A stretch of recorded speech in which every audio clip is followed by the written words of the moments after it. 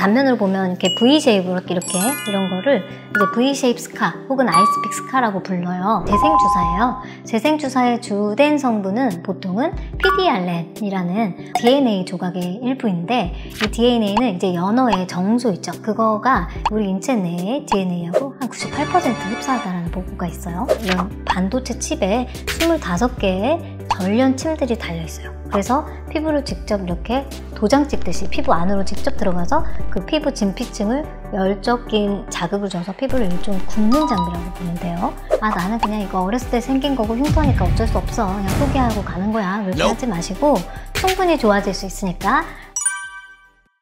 여드름이 이 페인 흉터를 어떻게 치료해야 되는지 너무 궁금해요. 일단 여드름 흉터라는 거에 대해서 정의를 한번 해보고 가야 될 것 같은데요. 여드름 흉터는 우리 고객분들이 많이 오시면 저 여드름 흉터 생겼어요 하는 부분의 대부분은 이제 여드름 자국, 여드름이 떨어지고 나서 그 자리가 붉거나 혹은 갈색으로 흉터처럼 이렇게 동그랗게 자국이 남는 거를 얘기를 하는 경우가 대다수거든요. 그게 첫 번째. 그리고 두 번째는 움푹 딱 바늘로 꽂은 것처럼 구멍이 뻥 뚫려 있거나 분화구처럼 이렇게 넓게 얕으면서 패여져 있는 그런 흉터. 그리고 세 번째는 주로 턱 부분이나 턱 아랫부분에 쌀알 모양으로 툭 튀어나와서 딱딱한 흉살처럼 올라온 부분.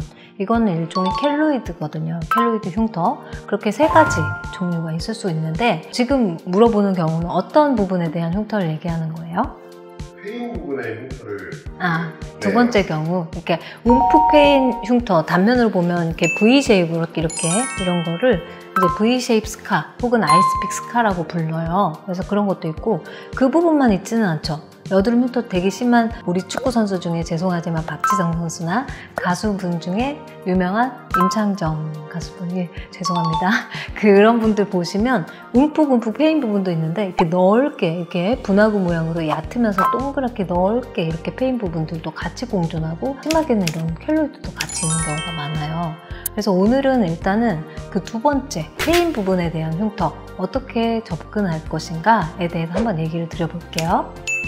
그러면 여드름 흉터는 정말 좋아질 수 있는 건가요?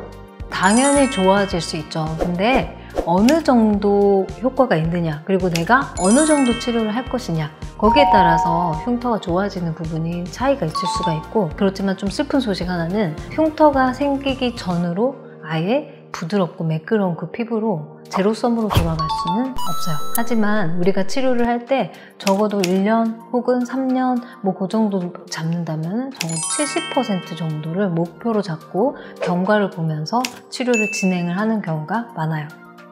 여드름 흉터는 그 CO2 프락셀 레이저가 제일 유명하지 않나요? 약간 클래시컬한 장비 중에서 CO2 프락셀 레이저가 가장 유명하죠. 병원에서 물어보시는 고객분들도 다 프락셀 얘기를 하고 프락셀 경험이 있는 분들도 많아요. 하지만 경험을 해보신 분들은 알겠지만 프락셀 레이저를 하면은 이제 얼굴 전체가 잉크 뿌린 것처럼 딱지가 다 앉게 되고, 심한 경우는 거기에서 진물이 너무 많이 나와요. 그래서 매일 드레싱을 해야 되고 병원에 내원을 해야 되고, 그리고 그걸 제대로 관리하지 않으면 그 부분이 착색되거나 만성 홍조가 생기고, 그런 일련의 부작용들이 좀 상당히 많단 말이에요.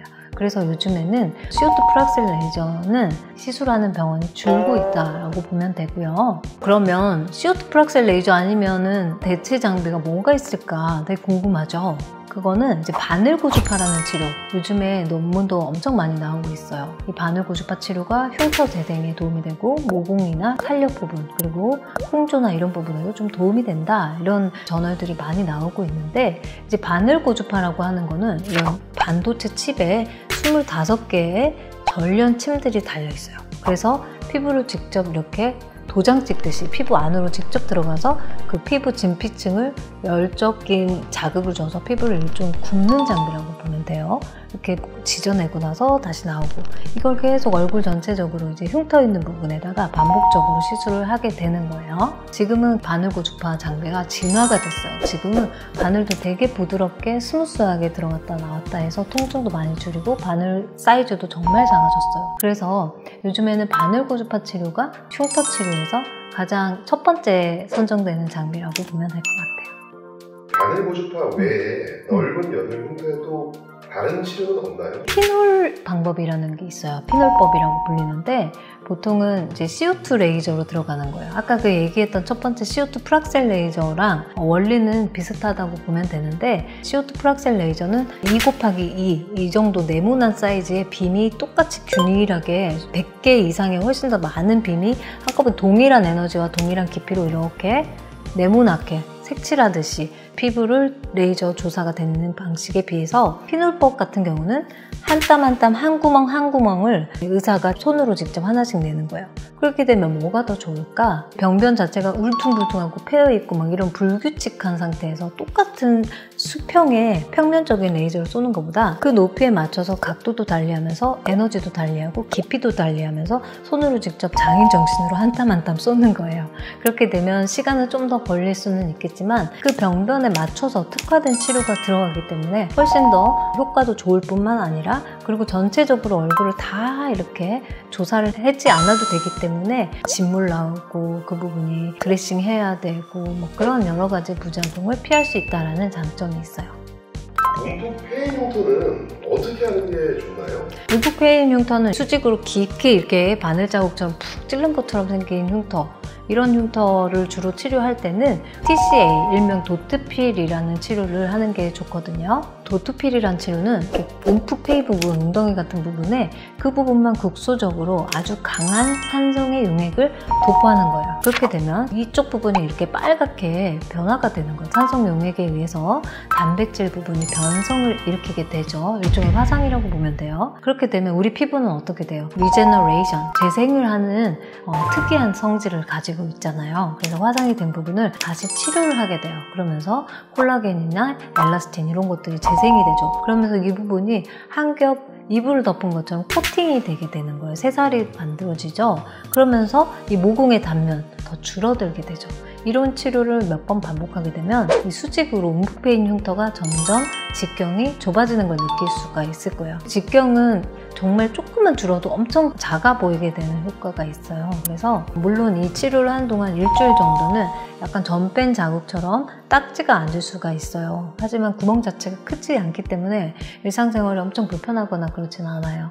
그래서 그런 일련의 과정을 한 달에 한 번 정도 계획을 해서 하게 되면 새살이 금방금방 차올라서 상당히 좋은 효과를 볼 수 있는 치료입니다. 네. 얼굴에 멍이 들어서 오더라고요. 그건 어떤 치료인가요? 그거는 아마 서브시전이라는 치료일 거예요. 서브시전은 일명, 서브는 이제 진피, 피부 아래 서브 그 부분 얘기하는 거, 시전은 이제 뜯어낸다, 잘라낸다 이런 치료거든요. 분화구 모양으로 움푹 넓게 이렇게 패인 흉터를 롤링스카라고 부르거든요. 그래서 그런 롤링스카는 단순히 어떤 약물을 도포하거나 이런 걸로 잘 안 돼요. 왜냐면 그 부분이 이렇게 짜그라든 이유는 흉터가 염증이 생기고 흉터가 회복을 할 때 섬유 조직이 너무 과다하게 생기면서 섬유 조직이 밑에서 표피나 진피 상부층을 끌어당기면서 이렇게 재생이 마무리가 된 거예요. 그렇다 보니까 그 부분이 딱딱한 섬유 조직이 피부를 잡아당기고 있는 상태가 되는 거죠. 그래서 그거 어떻게 치료를 할 것이냐, 직접 바늘로 들어가서 딱딱한 섬유 조직을 이렇게 하나하나 다 뜯어줍니다. 이런 치료를 서브시전이라고 하는데 이 치료는 되게 효과가 좋아요. 그래서 관자놀이 부분이나 볼 옆이나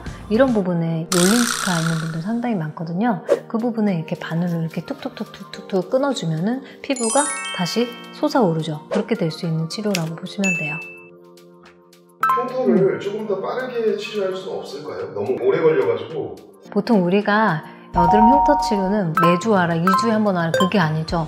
무조건 한 달에 한 번 와라. 저는 그렇게 얘기를 드려요. 왜냐면 충분히 재생을 해야 되니까. 근데 성격 급하잖아요. 또 빨리 효과 보고 싶으시잖아요. 그런 경우에는 이제 주사를 놓을 수가 있는데, 주사는 재생주사예요. 재생주사의 주된 성분은 보통은 PDRN이라는 DNA 조각의 일부인데, 이 DNA는 이제 연어의 정소 있죠. 그거가 우리 인체 내의 DNA하고 한 98% 흡사하다는 보고가 있어요. 그래서 어떤 피부 연구에서 그 DNA 조각을 피부에다가 직접 삽입을 해봤더니 흉터가 빨리 재생이 된다라는 거예요. 그래서 지금은 거의 스탠다드하게 진피 조직을 재생을 하는데, 상처가 생겨서 피부가 너무 많이 패였다거나 아니면 여드름 흉터를 빨리 차오르게 하고 싶다거나, 그리고 지금은 리쥬란이라고 하죠.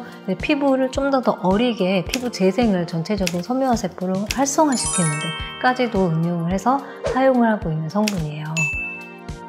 그럼 그러면 이 치료 장점은 알겠는데 혹시 단점은 없나요?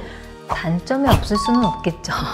일단 첫 번째 약간의 통증이 있어요. 근데 걱정 안 하셔도 되는 게 이런 부분은 국소적이기 때문에 국소 마취 주사를 놓고 섭시전 들어가고 이제 PDRN 주사 들어가고 이렇게 들어가거든요. 마취 주사를 놨기 때문에 통증은 그렇게 심하지 않다. 이렇게 부담을 많이 갖지 않으셔도 될 것 같아요. 이제 우리 여드름 흉터 치료 진짜 사실은 쉽지 않습니다. 제가 처음에 내원하시면 얘기 드려요. 이거 쉽지 않은 과정이고 상당히 인내심을 필요로 하는 치료다. 보통은 한 달에 한 번씩 치료를 하게 되고, 자, 여드름 흉터는 뭐니 해도 약간 사회생활 하는데 지장이 좀 많죠. 취업도 해야죠, 연애도 해야죠, 그리고 우리 승진도 해야죠, 뭐 하는데 요즘에는 피부도 되게 많이 신경 쓰시더라고요. 그래서 나는 그냥 이거 어렸을 때 생긴 거고 흉터니까 어쩔 수 없어, 그냥 포기하고 가는 거야, 그렇게 하지 마시고 충분히 좋아질 수 있으니까 여드름 흉터는 포기하지 않았으면 좋겠습니다. 그리고 또 하나 장점은 예전에 이 치료를 받게 돼서 효과가 나오면 예전에 있었던 흉터 피부로 절대 돌아가지 않는다는 거, 그거가 하나의 또 위안이 될 수 있을 것 같아요.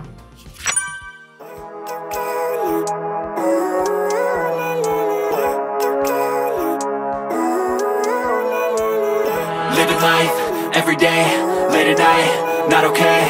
All I want, and I pray, all I need are some better days. Fuck me, I'm looking in the mirror, so foggy, but I've never seen